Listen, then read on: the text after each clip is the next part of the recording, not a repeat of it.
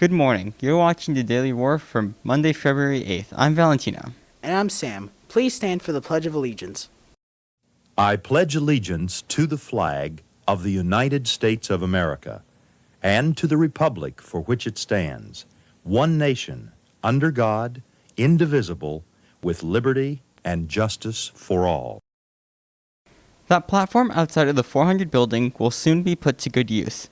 This weekend, the theater department will present Romeo and Juliet in our courtyard.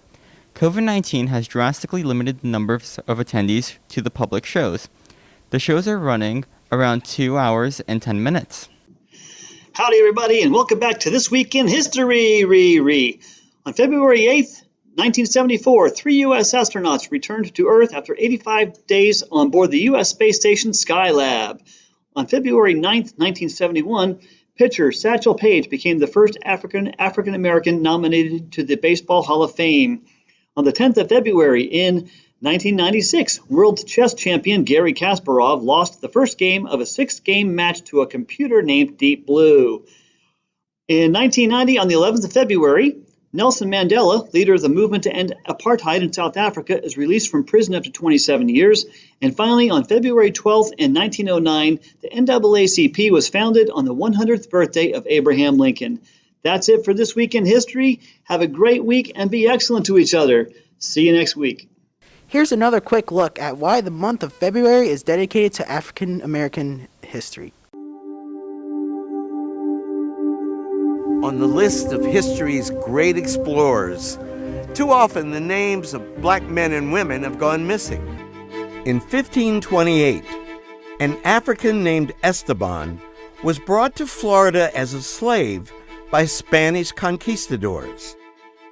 When their expedition failed, the survivors explored the American Southwest on foot for almost a decade. About 4 centuries later, another African-American explorer would be one of the first Westerners to reach the far end of planet Earth. Matthew Henson spent most of his adolescence at sea, learning how to be a sailor. He was also quite interested in exploration and found himself connected to Admiral Perry, who is interested in finding the North Pole. Henson travels with him, and they made it to the North Pole. In the 1980s, the space program was very popular with the American people. And it became clear that there were no African Americans in the astronaut corps. In 1983, Guy M. Bluford became the first African American to go into space. The second was Ronald McNair, who flew as a mission specialist in 1984. In 1992, another African-American astronaut made history. Mae Jemison will be making her first trip in space today, and she's ready to fly. Mae Jemison spent more than a week orbiting Earth, becoming the first African-American woman in space. Contrary to what most of us learned in school, not all great explorers were white men. These bold pioneers were only a few of the African Americans who overcame unimaginable odds and pushed forward the boundaries of what is possible for black people. Flag football tryouts will commence today after school at 3:30. No experience is required to try out. Practices will be on Mondays and Wednesdays, with games on Tuesdays and Thursdays. Follow the team's Instagram account, which is at LNHS Flag, for more information. Welcome back to another week of Tech Tips.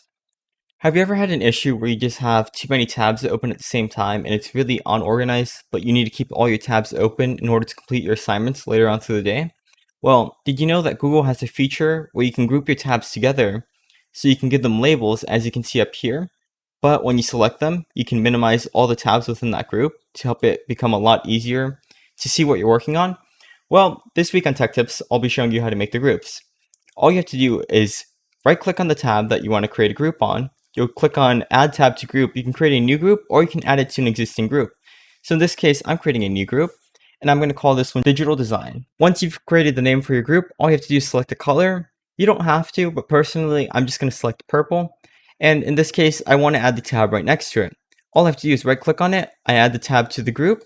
Once I do that, I'm now able to expand and collapse it. This is a really easy way to keep track of all of your tabs and really easy to organize everything, so that way you don't have to have 100 tabs open at the same time. I hope you enjoyed this tech tip. I'll see you next week, Lions. In taking video, you want to make sure your shot looks the absolute best that it can, so today's video is going to be going over the 3 main camera settings that control how your shot looks.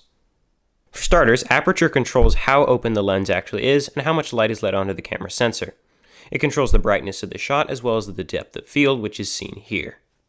Next, the shutter speed is a value of how long the camera's sensor is exposed to light.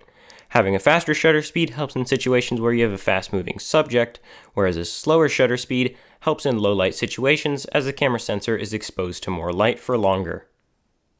Lastly, the ISO value is the sensitivity of the sensor on the camera, and similar to shutter speed, is used for low-light pictures. That's been it. Thanks for watching. This week's quotes will be from famous entrepreneurs. Those are business owners. When something is important enough, you do it, even if the odds are not in your favor. That quote is by Elon Musk, the founder of Tesla and SpaceX. I'm Sam. And I'm Valentino. That's all we have for you today. We'll see you tomorrow, Lions.